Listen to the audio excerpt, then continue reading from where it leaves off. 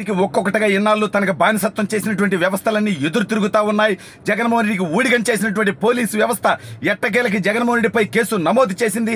మరి డీజీపీ కసిరెడ్డి గారి నాయకత్వంలో జగన్మోహన్ రెడ్డిని కసిగా అరెస్టు చేస్తారా? అసలు జగన్మోహన్ రెడ్డిపై నమోదైనటువంటి కేసు ఏంటి, దాని కథ ఏంటి, జగన్పై కేసు ఎందుకు నమోదైంది, ఏం తప్పుడు పనిచేసి జగన్మోహన్ రెడ్డి అడ్డంగా ఆధారాలతో దొరికిపోయాడు అనేది వీడియోలో వివరించబోయే ముందుగా ఇప్పటివరకు మన ఛానల్ సబ్స్క్రైబ్ చేయని వాళ్ళు ఖచ్చితంగా సబ్స్క్రైబ్ చేయండి, మరో 10 మందితో చేయించండి. ఇక విషయానికి వస్తే మన జలగన్న గురించి మనందరికీ తెలుసు. వ్యవస్థల్ని చివరికి పోలీసు వ్యవస్థనే, ప్రభుత్వ అధికారులనే కాదు న్యాయ వ్యవస్థను కూడా కొందామనేటువంటి నీచమైనటువంటి కుట్రపూరితమైనటువంటి ఆలోచన చేసినటువంటి దౌర్భాగ్యమైనటువంటి వ్యక్తి, ఎన్నికల సంఘాన్ని కూడా కొనుగోలు చేసేటువంటి దౌర్భాగ్యమైనటువంటి స్థితికి దిగజారినటువంటి వ్యక్తి. అయితే అటువంటి వ్యక్తికి గత 4 సంవత్సరాల 10 నెలలుగా ఊడిగం చేసినటువంటి మొట్టమొదటి వ్యవస్థ పోలీసు వ్యవస్థ.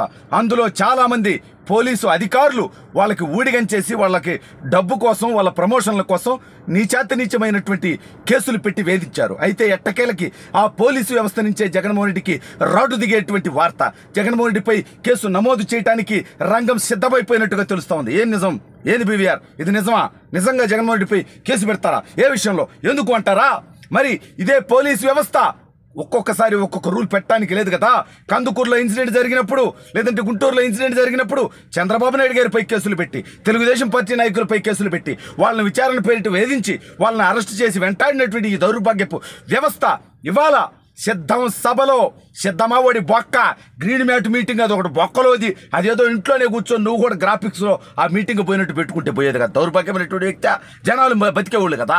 నువ్వు చెప్పేది అట్టాగో నువ్వు పేపర్ రాసుకొని చదువుతావు, అది కూడా తప్పులు చదువుతావు. నీ బతుక్కి నువ్వు ఇంట్లోనే కూర్చొని పేపర్ మీద రాసుకొని అవన్నీ జనాలకు చెప్తే సరిపోతుంది. జలగా ఈ మాత్రం దానికి నువ్వు జనాలు ప్రాణాలు తెస్తావంట. నీచమైనటువంటి వ్యక్తే ఇవాళ సిద్ధం సభలో జరిగినటువంటి మరణానికి నీది వ్యక్తిగత బాధ్యత కాదా? నువ్వు ఆ మీటింగ్ పెట్టకపోతే, నువ్వు వాడికి పోకపోతే అది గ్రీన్ మ్యాట్ మీటింగ్ కాబట్టి ఆ విషయాన్ని ప్రజలకు తెలియజేసినందుకు ఓయమ్మ అంటే జనం లేరనుకుంటారు కాబట్టి ఏదో విధంగా తొక్కిసలాటని చెప్పి ఒక వ్యక్తిని, 2 వ్యక్తులను లేపేస్తే అప్పుడు విపరీతమైన జనం వచ్చారు, ఆ తొక్కిడిలో చనిపోయారనేటువంటి వార్తలు వేసుకోవచ్చు అనేటువంటి కుట్రపూరితమైనటువంటి నీచమైనటువంటి సాక్షి అనేటువంటి అక్కుపక్ష దగ్గర నుంచి వచ్చినటువంటి ఆలోచనతో వైఎస్ఆర్సీపీ అదేవిధంగా జగన్మోహన్ రెడ్డి కలిసి ఆడినటువంటి ఆటలో భాగంగా ఇవాళ ఆ వ్యక్తి మరణానికి కారణమైతే మరి జగన్మోహన్ రెడ్డి కేసు నమోదు చేయాలి, మరి జగన్మోహన్ రెడ్డి విచారణ పిలవాలి, జగన్మోహన్ రెడ్డి సాక్షిగా అన్న పిలవాలిగా. వాస్తవంగా అసలు అతను నిందితుడు, ఆ హత్యలో అతనికే భాగస్వామి. హత్య అంటే అతని వల్ల జరిగినటువంటి మరణం, అతను చేసినటువంటి హత్యే కదా. కందుకూరు మరణాలు చంద్రబాబు నాయుడు గారి హత్య అన్నారు, గుంటూరు మరణాలు చంద్రబాబు నాయుడు గారి హత్యలు అన్నారు. మరి వాళ్ళ ఈ విషయంలో జరిగింది, సిద్ధం సభలో జరిగింది, మేదరమెట్లలో జరిగింది ఏంది?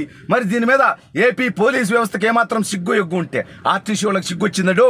ఎన్నాళ్ళు వైసీపీ సభలకి వేలాది బస్సులు ఇస్తూ తెలుగుదేశం అడిగితే అసలు కనీసం స్పందించినటువంటి ఆర్టీసీ మీకు ఎన్ని కావాలి, 17వ తేదీ చెల్లూరుపేట మీటింగ్కి ఎన్ని బస్సులు కావాలి, ఇండెంట్ ఇవ్వండి అని అడిగిందంటే ఆర్టీసీ వాళ్ళలో మార్పు వచ్చింది. జగన్ తొత్తర తీరిపోతుందని, తెలుగుదేశం, జనసేన, భారతీయ జనతా పార్టీ గెలుపు దిశగా వెళ్తున్నాయని ఇవాళ అర్థమైపోయింది. ఇవాళ అన్ని వర్గాల్ని, ప్రభుత్వ ఉద్యోగులను మోసం చేసావు కదా దౌర్భాగ్యమైనటువంటి వ్యక్తి, వృద్ధుల్ని మోసం చేసావు కదా నీచమైనటువంటి వ్యక్తి, మహిళలను మోసం చేసావు కదా దౌర్భాగ్యమైనటువంటి వ్యక్తి అని చెప్పి సూటిగా అడుగుతా ఉన్నా. ఇవాళ సరే, మొత్తానికి ఇవాళ సిద్ధం సభలో జరిగినటువంటి మరణం మీద ఏపీ పోలీసులు కేసు నమోదు చేశారా కసిరెడ్డి గారు అని చెప్పి మిమ్మల్ని అడుగుతున్నా. చేయకపోతే చేయాల్సినటువంటి బాధ్యత, రెస్పాన్సిబిలిటీ మీకు ఉన్నదని చెప్పి మిమ్మల్ని నేను ప్రశ్నిస్తా ఉన్నా. గతంలో కూడా ఈ రకమైనటువంటి దౌర్భాగ్యమైనటువంటి ఘటనలు చూసాం మనం. అంటే ప్రతిపక్షాలకు ఒక రూలు, అధికార పక్షానికి ఒక రూలు. ఇవాళ జగన్మోహన్ రెడ్డి మీద కేసు నమోదు చేసి అతన్ని అరెస్ట్ చేసి అవసరమైతే అతనికి నార్కో అనాలిసిస్ టెస్ట్ చేస్తే అనేక వాస్తవాలు బయటకు వచ్చేటువంటి అవకాశం ఉంది. ఇవాళ సొంత బాబాయిని వేసేసినటువంటి కేసులో నార్కో టెస్ట్కి కూడా అవినాష్ రెడ్డి వెనకాడుతున్నాడంటే వేసేసామనేది బయటకు వస్తుందని. ఇవాళ నిజంగా ఏపీ పోలీసు వ్యవస్థకి ఏమాత్రం సిగ్గు ఎగ్గు మానం మర్యాద అనేవి ఉంటే అందరికీ ఒకే రకంగా పనిచేయండి. కేవలం 45 రోజుల తర్వాత జగన్మోహన్ రెడ్డి అనేటువంటి వ్యక్తి ఈ దేశం నుంచి, ఈ రాష్ట్రం నుంచి పారిపోతాడు. అప్పుడు మీరు ఇక్కడే ఉద్యోగాలు చేయాలి. ఇప్పుడు మీరు చేసినటువంటి తప్పుడు పనులకి అప్పుడు సమాధానం చెప్పుకోవాల్సినటువంటి పరిస్థితి ఉంటుంది. ఆల్రెడీ జగన్మోహన్ రెడ్డి ముఖ్యమంత్రిగా ఉంటేనే తిరుపతి ఎన్నికల్లో అక్రమాలకు సహకరించినటువంటి ఐఏఎస్లు, ఎస్ఐలు, సిఐలు వీళ్ళందరి బతుకులు, ఉద్యోగాలు బుగ్గిపాలయ్యాయి. మరి వాళ్ళ ఇప్పుడు చేసేటువంటి తప్పుడు పనులకు సహకరించేటువంటి మీ బతుకులు ఏమవుతాయనేది ఆలోచించుకోండి. ఆ రోజు మిమ్మల్ని కాపాడటానికి జగన్మోహన్ రెడ్డి రాడు. మీ కుటుంబాలు ఇబ్బంది పడతాయి, మీరు ఇబ్బందులు పడతాయి. అక్రమ కేసులు పెట్టి ఎంపీ రఘురామకృష్ణరాజు గారి దగ్గర నుంచి నాలాంటి వాళ్ళ దాకా అనేక మంది మీద దాడులు చేసినటువంటి ఈ దౌర్భాగ్యమైనటువంటి వ్యవస్థని వదిలిపెట్టేదే లేదు. తప్పుల్లో భాగస్వామ్యం ఉన్న ప్రతి ఒక్కడిని తుత్తర తీర్చే విధంగా భవిష్యత్తులో అడుగులు వేయబోతా ఉన్నాం. అయితే ఇవాళ వీళ్ళకి నీతి, జాతి, నిజాయితీ ఉందనేది నిరూపించుకోవాలంటే ఏపీ పోలీస్ వ్యవస్థకు ఒక్కటే నేను తెలియజేస్తా ఉన్నా. ఇవాళ జగన్మోహన్ రెడ్డి మీద కేసు నమోదు చేయాలి, అతన్ని అరెస్ట్ చేయాలి. ఈ విషయం మీద పూర్తి స్థాయి సిట్టో లేకపోతే ఎంక్వైరీ కమిటీయో వేయాలి. అసలు అక్కడ ఎందుకు జరిగింది అలా, ఎవరు కుట్ర చేశారు, ఖచ్చితంగా కుట్రతోనే జరిగిందని నా పోటోలకు అనుమానం. ఎందుకంటే వీళ్ళకి వాళ్ళ సొంత కుటుంబ సభ్యులను వేసేసుకున్నటువంటి చరిత్ర ఉంది, ఫ్యాక్షన్ చరిత్ర ఉంది. అందుకని ఖచ్చితంగా దీని వెనక కుట్ర ఉండేటువంటి అవకాశం ఉంది. అందుకని పోలీస్ వ్యవస్థ దీని మీద విచారించాలి. విచారించకపోతే 2 నెలల తర్వాత తెలుగుదేశం ప్రభుత్వం వచ్చాక ఈ తప్పులో భాగస్వాములైన పోలీసుల మీద కూడా విచారణ జరుగుతుంది.